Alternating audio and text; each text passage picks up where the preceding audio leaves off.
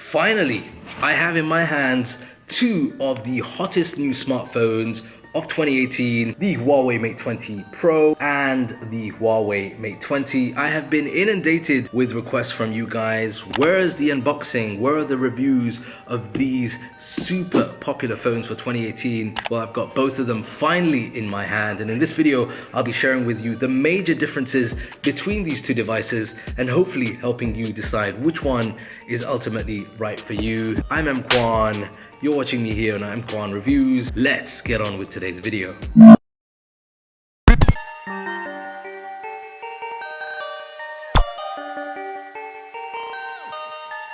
Perfect.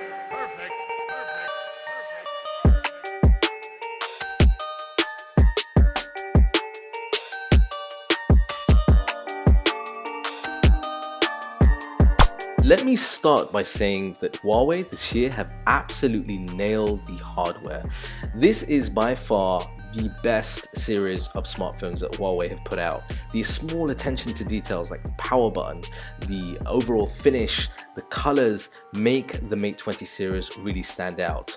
And the first difference between the two is when it comes to the display. So the Mate 20 Pro has a slightly smaller 6.39-inch screen, but it has a very good quality HD OLED display, very punchy with the vibrancy and the depths. The Mate 20 has a larger screen at 6.5 inches, but it has an LCD display. Now, one of the things that you're going to notice on both devices is the differences when it comes to the notch.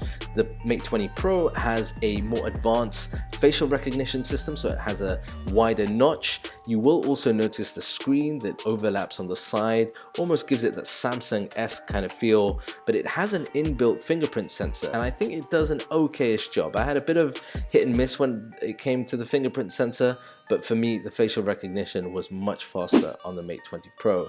Now, on the Mate 20, you have a flatter LCD display and you have that teardrop notch at the top. Now, the LCD display is actually a very good display. The colors are still vibrant, but you have a fingerprint sensor or scanner on the back as opposed to on display. I think if screen is important to you, then the Mate 20 Pro with that OLED display is really going to appeal. Now, the second difference between the two is when it comes to the camera. Now, at the back, you still have that tri-camera setup on both devices, but there are some important differences. There's no getting away from the fact that the Mate 20 Pro has better specs when it comes particularly to the ultra-wide and the wide-angle lenses.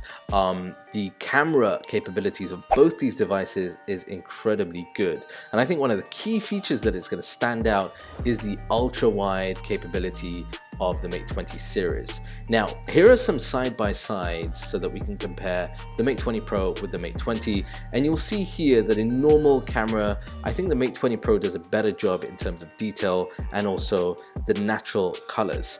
In the ultra-wide section, the Mate 20 Pro captures more details than the Mate 20, but I think they both do a very good job.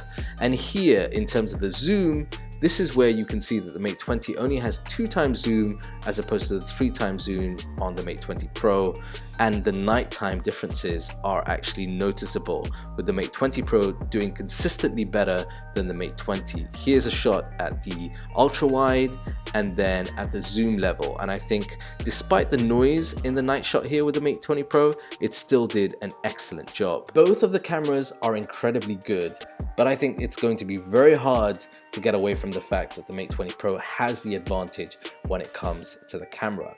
Now, the third difference between these two is the battery capabilities. So the Mate 20 Pro has wireless charging, but there's also the addition of reverse wireless charging.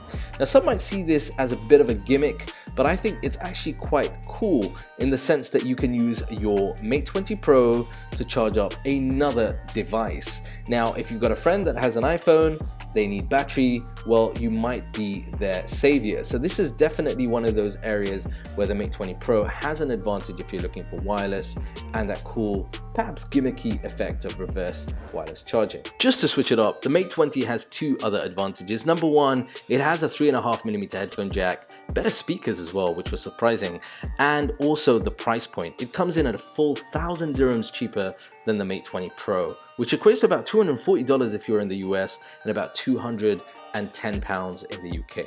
And ultimately, that's what you need to ask yourself. Are you willing to pay extra for the Mate 20 Pro? There are definitely some advantages to be had, but there is the additional price point to also consider. Right guys, that's it from me for now. If you've enjoyed this video, be sure to smash that like button. Let me know what you think in the comment section down below. I'd love to read your comments. And if you're new around here, be sure to hit subscribe and join me because I've got an awesome giveaway coming up at the end of this year. That's it from me for now. I will see you in the next video. I'm EMKWAN. This has been the Mate 20 series.